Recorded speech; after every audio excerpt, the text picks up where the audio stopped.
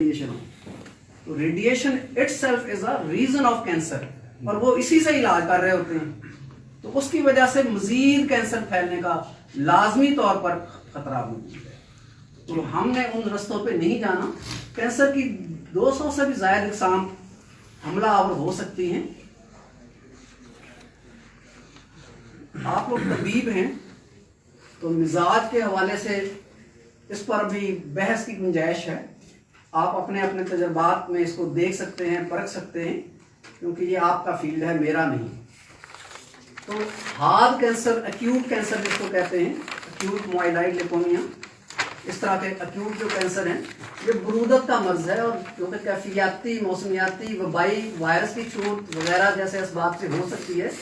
Cancer की heart इकसाम बहुत तेज़ी से मरीज को मौत के मुंह में ले जाती हैं, जबकि मुजम्मन या क्रॉनिक CML, CLL वगैरह जो क्रॉनिक हैं, तमाम अज़ा के मुजम्मन अमराज बिलतरकीब सोजिश, वरम और त्रशों के दर्जा से गुजर कर बिलाखिर बरूदत या कदर में जाकर सरतान बन सकते हैं। सरतान बनने के बाद भी साबका दर्जात के अलामात मौजूद होती हैं, जिन्हें गलती से कैंसर के असबाब समझ लिया जाता है।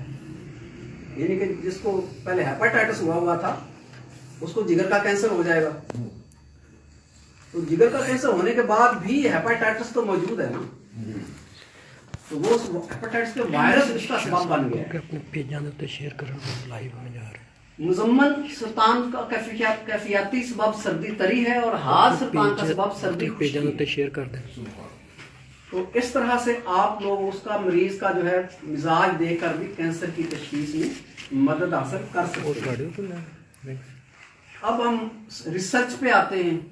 मुकाम के लिहाज से कैंसर की इकसाम क्या क्या है? जो बड़ी इकसाम है, कार्सिनोमा है, ये जिल्द के किसी भी जिस्मानी उज़्व की बैरूनी खाल के खलियात पर शुरू होगा, चाहे वो आपके इस जिस्म पर हो, चाहे अंदरूनी आज़ाद जो भी हैं उनकी बैरूनी जिल्द पर हो, तो ये कार्सिनोमा होगा।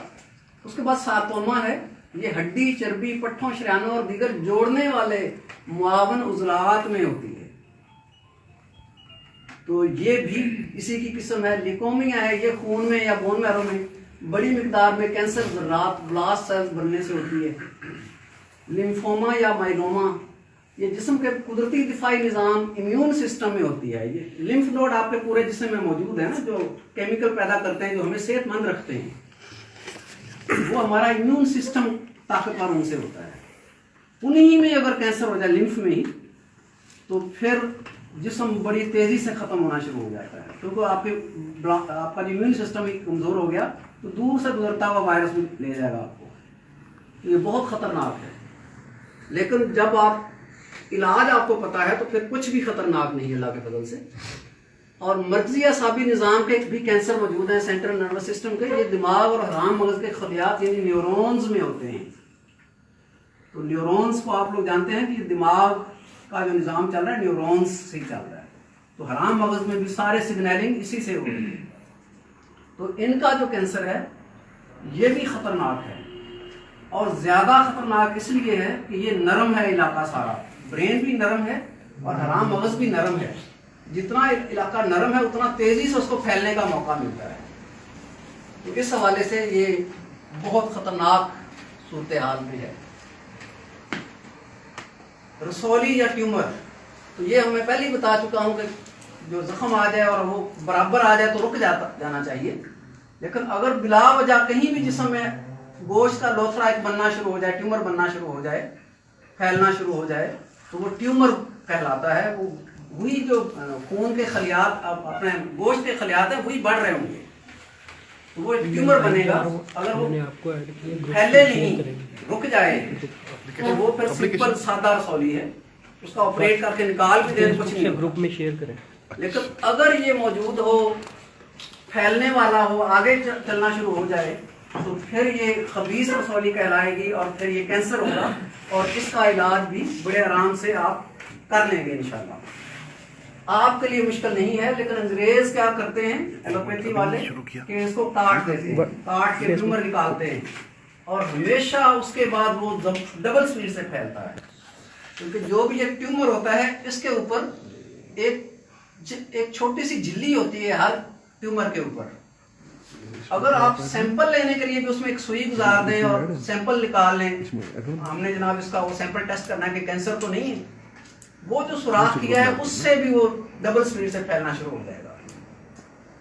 तो इसलिए कोशिश करें कि जो आपके जानने वाले लोग हैं उनको कहें कि ये कैंसर है या नहीं है, हमें उससे कोई गर्ज ही नहीं है, हमने तो इलाज करना है, वो दोनों का एक ही इलाज है, चाहे वो कैंसर है चाहे वैसे ही इन्फेक्शन है। कभी टेस्ट ना करवाएं, कभी ब्रेस्ट ना कटवाएं, कभी उनका जो है ख़वातीन को हो जाता है, उनके रहम में कैंसर होता है, ओवरीज में होता है, वो भी वो काट देते हैं, उसके बाद वो गुर्दों में आ जाता है, फेफड़ों में चला जाता है, जिगर में चला जाता है। बड़े मरीज मैंने ये देखे, उसके बाद वो मेरे पास आते हैं, क्योंकि उसके बाद वो जवाब दे देते हैं कि बस आप जाके घर जाके मार जाओ, तो फिर वो मेरे पास आते हैं। और आपके पास इतना अच्छा इलाज मौजूद है कि पूरे जिस्म में कैंसर फैला हुआ है, वो फिर भी ठीक हो गए हैं। हालांकि वो केमो भी लगवा चुके थे और मल्टीपल रेडिएशन भी करवा चुके थे, और उनसे जब वो बेबस हुआ तब मेरे पास आए। और अक्सर आपके पास वो तब ही आएंगे जब डॉक्टर जवाब दे देंगे, तो सिर्फ जो जानने वाले करीबी होंगे वो उससे पहले आ सकते हैं, तो उनको तो कम से कम बचाएं ना कि वो रेडिएशन से, केमो से बचें। तो इसी तरह से ये आपकी दोनों तरह की रसौलियाँ आ गई हैं। ये जो आपने चेंज किया, इससे जो पहले वाला था उसकी पिक्चर साफ बना ले, जरा आसानी रहेगी। ये वाला पहले वाला जी, ये आपको मिल जाएगी, ये पीडीएफ में जितनी थ्योरी है वो PDF में मिल जाएगी आपको, इसकी कोई मसला नहीं, सिर्फ मिल जाएगा।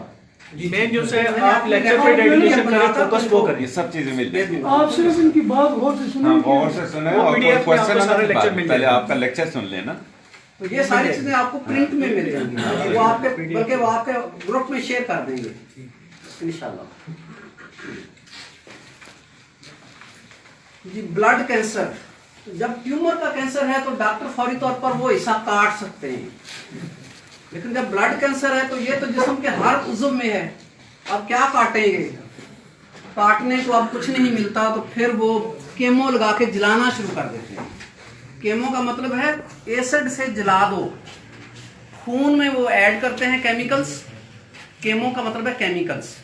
तो ये जो केमो है, जो बेसिकली केमो कहलाती है, ये जो जंगे अज़ीम अव्वल और दोयम में बम इजाद किए गए थे गैस वाले, जो आसाब शल कर देते थे और चारों तरफ से दुश्मन आके उनको घेर लेता था और मरते नहीं थे लोग, शल हुए बेहिस पड़े होते थे, उनको गिरफ्तार कर लेते थे। उसी गैस से उन्होंने केमो इजाद की, और वो आप सब के भी इसी तरह आसाब शल कर देती है, खून जला देती है, क्योंकि जिस्म के अंदर चली गई, खून में चली गई। वो तो सिर्फ फेफड़ों में गई थी, उसने वो दिमाग को शल किया, दिमाग ने काम छोड़ दिया, और देख भी रहा होता था बंदा कि हाँ वो दुश्मन आ रहा है, लेकिन हिल नहीं सकता था, बंदूक हाथ में है, चला नहीं सकते थे। तो अब ये दिमाग में वो नहीं पहुंचा रहे, खाली वो पूरे जिस्म में पहुंचा रहे हैं, और वो केमो के जरिए डायरेक्ट खून में लगा रहे हैं। उससे आपके पूरा बोन मैरो तबाह हो जाता है, पूरा आपके फेफड़े तबाह हो जाते हैं, खून जहाँ जहाँ फिर रहा है पूरे अज़ा आपके तबाह हो जाते हैं, और 10-10 साल तक केमो के नेगेटिव साइड इफेक्ट आते रहते हैं। ये इतनी खतरनाक बला है। तो ये करते क्या है, बोन मैरो ये है, ये हड्डियों के अंदर ये जालीदार हिस्सा होता है। बकरा ज़िबा करते हैं जब आप, तो आप देखते हैं कि वो एक जालीदार हिस्सा, उसके ज्वाइंट जब कटते हैं तो नजर आ रहा होता है, जिसमें सुर्ख खून होता है गाढ़ा, वो बोन मैरो होता है जो सुर्ख गाढ़ा खून है। तो ये आपके हिप बोन तमाम में भी है, और आपके थाइज घुटने से लेकर आपके हिप बोन तक के सारा मोटी हड्डियां पूरे जिस्म की, उन सब में ये तैयार हो रहे हैं। वहां आपके बेसिक ज़र्रात जो हैं खून के तैयार होते हैं, फिर जिगर में जाकर खून में शामिल होते हैं, और जिगर आपका ठीक है तो आपका पूरा जिस्म फिर खून A1 किस्म का पहुंचता है, आप तंदुरुस्त रहते हैं।